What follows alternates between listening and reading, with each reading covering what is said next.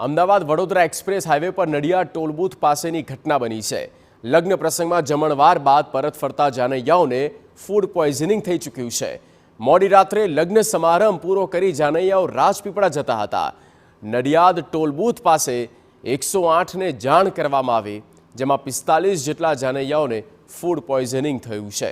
ગંભીર હાલતવાળા દર્દીઓને નડિયાદની civil hospital લઈ જવામાં આવ્યા। વરરાજા અને કન્યાને પણ સિવિલ હોસ્પિટલ લઈ જવામાં આવ્યા છે।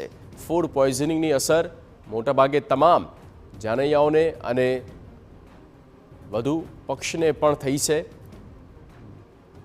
લગ્નની મજા ભારે પડી છે અને ફૂડ પોઈઝનિંગ તમામને સીધા સિવિલ લઈ જવામાં આવ્યા છે, હોસ્પિટલ લઈ જવામાં આવ્યા છે।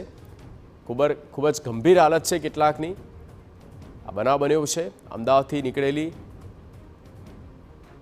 આ જાન અને ઘરે પરત આવે તે પહેલાં હોસ્પિટલ તેઓને જવાનો વારો આવ્યો છે।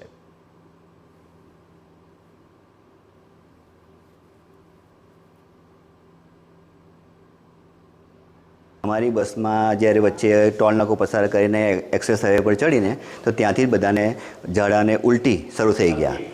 अमारी बस में लगभग 55 जेटला मुसाफरो था। एमांथी लगभग तात्कालिक धोरणे आमां 5-10 जण ने तो एकदम सखत झाड़ा ने उल्टी थई गया था।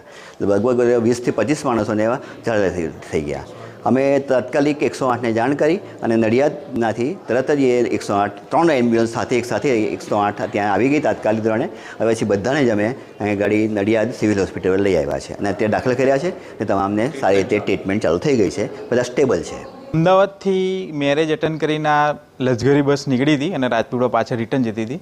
તો નડિયાદ પાસે જે આપણો ડાકોર એક્ઝિટ છે ત્યાં આગળ બસ લક્ઝરી બસના આખાને ડિહાઇડ્રેશન થયું છે, ફૂડ પોઈઝનિંગ થયું છે।